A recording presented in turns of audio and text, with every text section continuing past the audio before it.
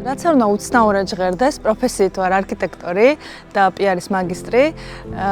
ჩემი სტუდენტები ხშირად ყვებიან ხოლმე, რომ ბავშვობიდან ოცნებობდნენ ქორწილის ორგანიზატორობაზე. აი, ფილმი რო არის ცნობილი ჯენიფერ ლოპესის იმის ნახვის მერე გადაწყვიტეს, რომ ეს პროფესია უნდათ რომ მოერგო თავიანთ თავებზე. მათგან განსხვავებით მე არასდროს არ მიოცნებია ამაზე, მაგრამ თურმე ეს იყო ჩემი საქმე, რომელიც აღმოაჩინეს სრულიად შემთხვევით, როდესაც დავიწყე ერთ-ერთ ივენტ კომპანიაში მუშაობა. ამის შემდეგ ძალიან ბევრი წელი გავიდა, მაგრამ დღემდე ვთვლი, რომ ეს არის ალბათ ამისთვის დავიბადე. უბრალოდ თავიდან ვერ მივხვდი ამას და რაღაც წლები დამჭირდა, რომ აქამდე მოვსულიყავი. თუმცა არქიტექტურა ძალიან მადგება პროფესიაში, იმიტომ რომ ვხაზავ, ხატავ და შესაბამისად საკმაოდ მარტივად შემიძლია სამდეში დავინახო ის სურათი, რასაც ბევრი მაგალითად ვერ ხედავს და შესაბამისად ეს მერე გადავცე დამკვეთს და ვაჩვენო.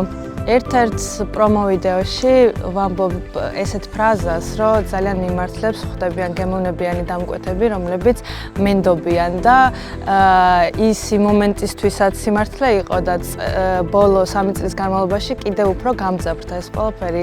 მე ვფიქრობ, რომ ძალიან ბედნიერი ადამიანი ვარ, იმიტომ რომ წყვილები, რომლებიც ჩემთან მოდიან, არათუ რაღაც გამზადებული მოთხოვნით მოდიან, რომ რაღაც კონკრეტულის გაკეთება უნდათ, არამედ სრულად არიან მონდობილები. იმ მხრივ, რომ მაძლევენ ფანტაზიის გამოხატვის საშუალებას და ჩემი ოცნებების ახდენის საშუალებას, რაც დამეთანხმებით ძალიან დიდი ფუფუნებაა. ამ ქორწილს გეგმავ 18 თვეა. ეს არის რეკორდული მაჩვენებელი, იმიტომ რომ აქამდე იყო მაგალითად 1 წელიწად ნახევარი, მაგრამ ესეთი დიდი დროით ადრე ჯერ არ დამიწყე ქორწილის დაგეგმვა. პატარძალი არის ქართველი, სიძე არის კანადელი და სტუმრებიც არიან სხვადასხვა ქვეყნიდან ჩამოსულები. როდესაც თავიდან დავიწყეთ მაგალითად ლოკაციის შერჩევა და სხვადასხვა სპეციალისტების შერჩევა, ჩემი ძვირფასი მარიამი მოკითხო მარიამს ყოველ ჯერზე მეკითხებოდა, ანუ კი შენ რას ფიქრობ, შენ რომელი გირჩევნია, შენ რომელი უფრო მოგწონს, შენ როგორ ფიქრობ და ასე შემდეგ და არ ვიცი, მინდა რომ ძალიან დიდი მადლობა უთხრა მათ იმისთვის, რომ მაქსიმალურად მომანდეს ეს გადაწყვეტილებები და ვფიქრობ, რომ ამან გაამართლა. ჯერ წინ არის რა თქმა უნდა ყველაფერი, მაგრამ უკვე ძალიან კმაყოფილები არიან ამ სერვისით და ამ გადაწყვეტილებებით. როდესაც ვიწყებდით დეკორის კონცეფციის შემუშავებას, მარიამის მოთხოვნა და სურვილი იყო, რომ მაქსიმალურად გამოგვეყენებინა ლურჯი ფერი და ყვითელი ფერი, რომელიც არის მისი საყვარელი ფერები და მაქსიმალურად უნდოდა, რომ დეკორში ეს ყველაფერი გამოიხატა. ნუ თქვენ ჩემს უკან ხედავთ, რომ აქ ყოველ შემთხვევაში ამ ზონაში ლურჯი ფერი დომინირებს და ძალიან არ მინდოდა გამეკეთებინა აი ჩვეულებრივი სტანდარტული თაღი და აქ უკვე მომეშველა ხელოვნური ინტელექტი, რომლის საშუალებით ჩემი ფანტაზიები განვახორციელე და რაღაც ტალღის ეფექტი შევიმუშავეთ, რომელიც ახლა აი თქვენ თვალწინ კეთდება, ჯერ არ არის დასრულებული. საკმაოდ რთული იყო ეს პროცესი, ყველა ღელავდა, როგორი გამოვიდოდა. ერთადერთი მე მგონი მე არ ვნერვიულობდი, იმიტომ რომ ზუსტად ვიცოდი, რომ გამოვიდოდა ლამაზი და ძალიან საინტერესო. აქ უკვე ისევ არქიტექტურა მეხმარება იმაში, რომ მოვიფიქრო კონსტრუქციები, თუ როგორ უნდა გაკეთდეს ესა თუ ის დეტალი. ჩემი ლოგოს ისტორია საკმაოდ ვფიქრობ საინტერესოა და რატომღაც ისე მოხდა, რომ არასდროს ამაზე არც სოციალურ ქსელში, არც ერთ ვიდეოში არ მისაუბრია და მე მგონი დადგა დრო, რომ მოვყვე. ეს არის, ან ბევრს გონია ალბათ, რომ ეს არის გული, სინამდვილეში ეს არის პეპლის საჭერის ინსპირაცია. თავიდან როდესაც ფიქრობდი ჩემ კომპანიას როგორი ლოგო უნდა ქონოდა, პირველი წავედი იმ იდეისკენ, რომ მე ვარ გოგონა, რომელიც ოცნებებს ახდენს და პეპლის საჭერი არის, ასე რომ ვთქვათ, ჩემი ინსტრუმენტი, პეპლები არის ოცნებები და ამ ინსტრუმენტით ვიჭერ პეპლებს, ანუ ოცნებებს. შესაბამისად წამოვიდა მერე ლოგოს იდეა, რომელიც თან გული არის, თან ასო არის ჩართული და თან პეპლის საჭერის ინსპირაცია. თუ დააკვირდებით, უკვე კარგად აღიქონდა. ვფიქრობ, რომ ეს არის იდეალური ლოგო, რომელსაც ალბათ არასდროს არ შევცვლი, იმიტომ რომ ძალიან ჩემია, ძალიან ახლოს არის ჩემთან და ბედნიერი ვარ, რომ თავის დროზე, როდესაც ეს დიზაინერთან ერთად შევქმენი, მანაც იდეალურად გაიგო ჩემი სურვილები და იდეალურად განახორციელა, რაც მთავარია.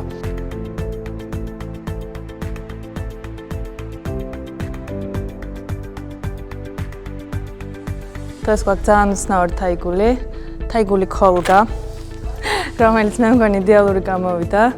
რა თქმა უნდა, ძალიან კარგია კლასიკური თაიგული, მაგრამ რაღაცნაირად მგონია, რომ დროსთან ერთად ცოტა მოდერნიზდება, ესე რომ ვთქვათ, დეტალები და გემოვნება.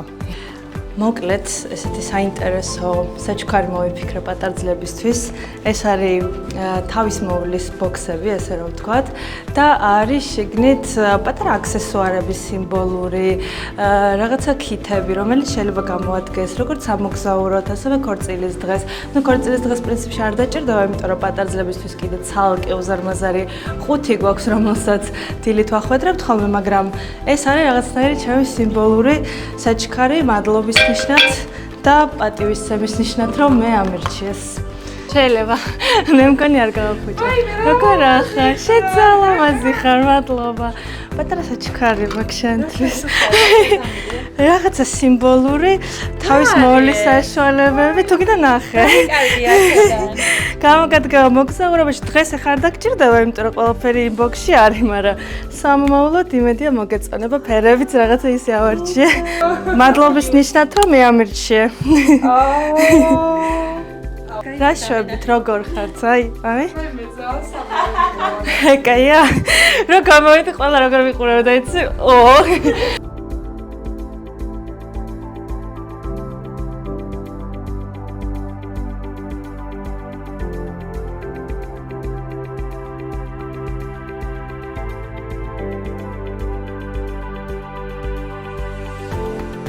ხსენე კიდეც რომ ამ ქორწილს 18 თვე ავგეგმავდა, მე მგონი ალბათ ჩემს კარიერაში პირველი შემთხვევა იყო, როდესაც არ მინდოდა რომ ქორწილი დასრულებულიყო, იმიტომ რომ ამ 18 თვის განმავლობაში ძალიან დავახლოვდი წყვილთან, განსაკუთრებით პატარძალთან, უკვე მეგობრებად ვიქეცით, ესე რომ ვთქვა და რაღაცნაირად გულდასაწყვეტია, რომ ხვალიდან აღარ მოგვიწევს ესეთი ხშირი კომუნიკაცია და ჩემი პატარძლები ზოგადად ხუმრობენ კიდეც, რომ რაღაცა კურსები უნდა მქონდეს რეაბილიტაციის, რომ როგორ მოვიდეთ აზრზე ქორწილის შემდეგ, როდესაც ანუკისთან არ გვექნება კომუნიკაცია და ეს ჩემთვისაც ასევე რაღაცნაირად ისეთი სევდიანია, იმიტომ რომ ისეთი სიხშირით აღარ მიწევს მათთან კომუნიკაცია.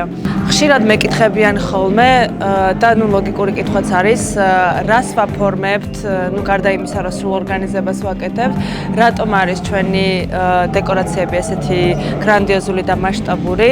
ზოგადად ჩემი მიზანია, რომ ყველა ქორწილი იყოს განსხვავებული და საინტერესო და ეს გამოიხატება დეტალებში. ანუ ჩვენ არ ვაკეთებთ უბრალოდ იმას, რომ აი მივიდეთ მაგალითად რესტორანში, ლოკაციაზე და დავალაგოთ ვაზები, შანდლები და ამით შემოვიფარგლოთ. ყოველთვის ნებისმიერ ქორწილში რა ლოკაციაც არ უნდა იყოს, აუცილებლად ვცვლით სკამებს, ჭურჭელს, ხელსახოცებს, გადასაფარებლებს, ასევე ბეჭდურ მასალას, შეიძლება ეს იყოს რაღაც ინდივიდუალური მენიუები, სახელობითი ბარათები, სტუმრების სია და ასე შემდეგ. ანუ ჩემი მიზანია, როდესაც სტუმარი და ნუ რა თქმა უნდა წყვილი შემოაბიჯებს ლოკაციაზე, მათ იგრძნონ, რომ ყველა დეტალზე არის ნაფიქრი და ყველა დეტალზე ვიღაცამ იზრუნა. გარდა იმისა, რომ ჩვენი გაფორმებები ყოველთვის გამორჩეულია და საინტერესოა, ასევე მე ვფიქრობ, რომ რაღაცნაირად ალბათ ჩემი მიმართულება მაქვს ნაპოვნი იმ მხრივ, რომ ყოველთვის ნებისმიერ ქორწილში ტანისამოს ვარჩევ კონცეფციის შესაბამისად.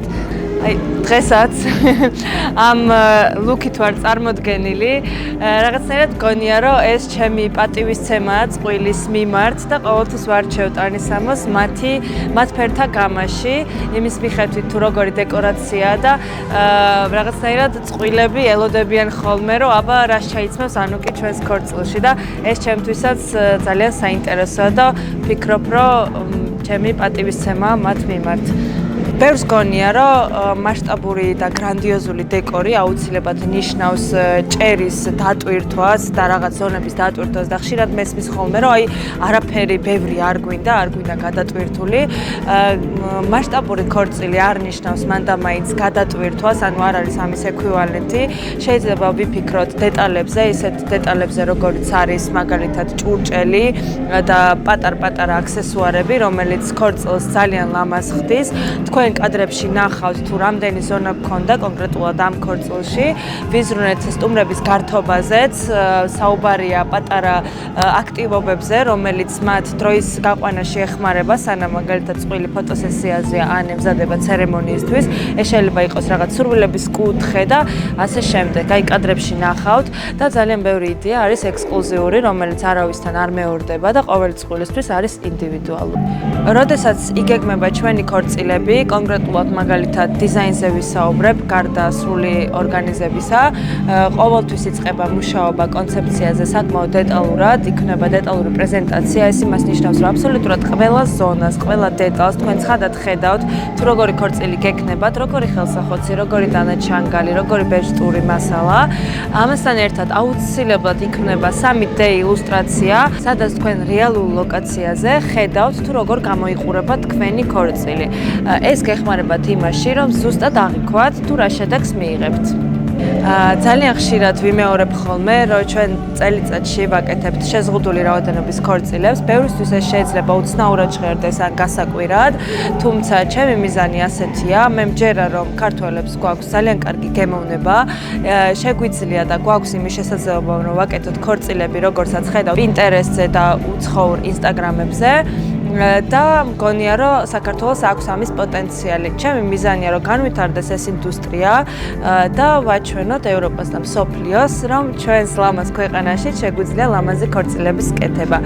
კიდევ ერთი მიზეზი, თუ რატომ კეთდება შეზღუდული რაოდენობის ქორწილი, ეს არის ის, რომ დამკვეთმა მიიღოს დაუვიწყარი, განუმეორებელი, საკუთარ სურვილებზე მორგებული ისეთი ქორწილი, როგორზეც ყოველთვის ოცნებობდნენ.